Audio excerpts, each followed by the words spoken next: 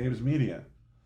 I'm going to be doing a series here called Troubleshooters Worldbuilding because the team in this fantasy novel that I'm writing is called the Troubleshooters because they shoot trouble in the face, if it has one.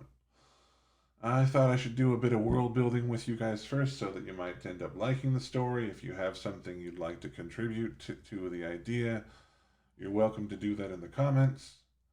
But the big trick for this book for me is that instead of keeping track of all the characters individually like you normally do in a book, I'm going to be making a bunch of D&D characters, and then combat will run that way, and all the skill checks and stuff will be fair, so that no one gets plot armor, except a little bit here and there when I need the story to go a certain way.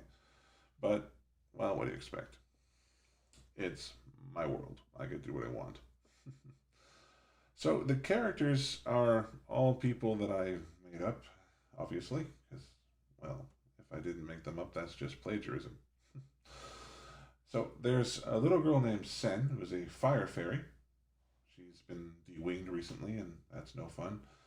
Match is a human child, Sen's best friend, and a little tiny druidess, actually, 12 years old. Circle of Fire, actually.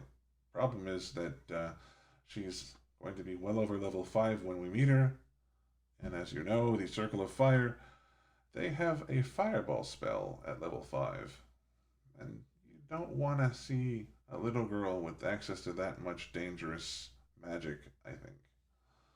Especially if she's got a bad temper. We have Nox, an elven ranger and huntress. She's going to be fun. There's a couple in here that is Akasha and Cursebreaker Kragus. She is an elven cleric of the Knowing One, and he is a half elven, half dwarven paladin of, again, the Knowing One.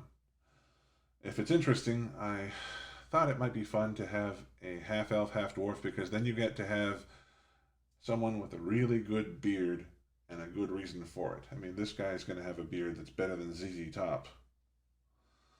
We've got a shadow warrior named Shoko, who is basically someone who is from an elemental plane where shadow is what you look like.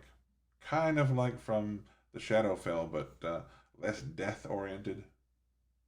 She can jump into a shadow and come out of another one. That's her big claim to fame. There's Skitter, a tabaxi rogue and thief. And she's basically like the biggest fraidy cat you've ever seen until she's doing what she does. It's actually kind of fun. And yes, I know there's a really stupid thing for me calling a tabaxi a scaredy cat. But, well, it's supposed to be for comedy, so we'll see. There's a guy named Karavek. He's a tiefling wizard, and he likes to tinker and make artifacts. There's a guy named Proto. He's a construct.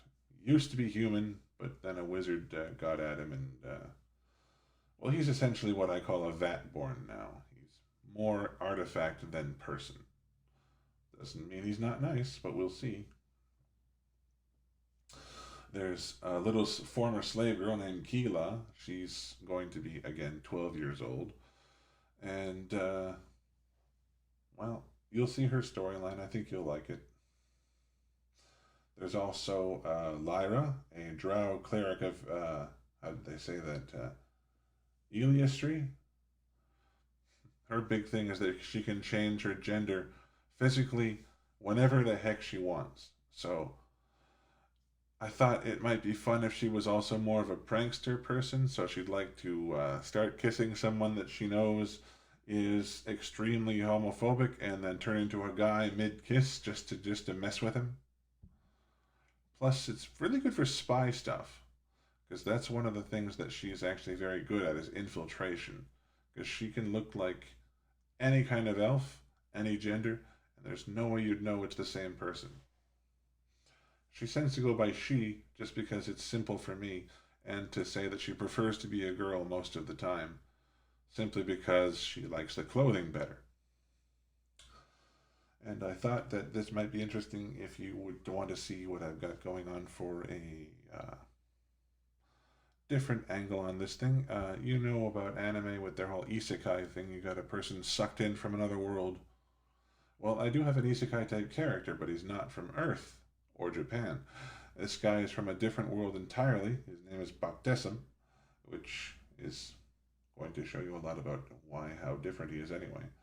He's a human, summoned from another world.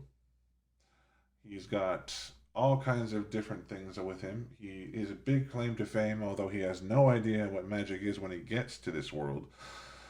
He can cast spells without materials, components, or gestures, or words. He doesn't know this when he starts, of course.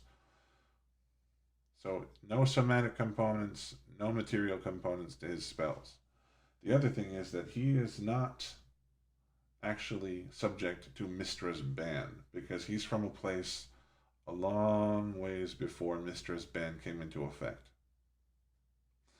So what I'm planning to do in later videos is to take a bunch of my dice and roll up every character that you've just heard of live on camera. Well, not live, but on camera. So you can see me build these people with you. And then maybe you'll know them a little bit better when the story starts. Might make the story more interesting. Anyway, that's it for now. That's just introducing who I'm working with. If anyone has pictures they'd like me to use for the character sheets, I'd be much, well, put it this way, I wouldn't mind at all if anyone wanted to submit art for what these people look like. I'd appreciate it because I can't draw worth beans. So that's that for now, and I'll make another one soon about where this is happening and the world itself. Anyway, thanks for showing up. See you.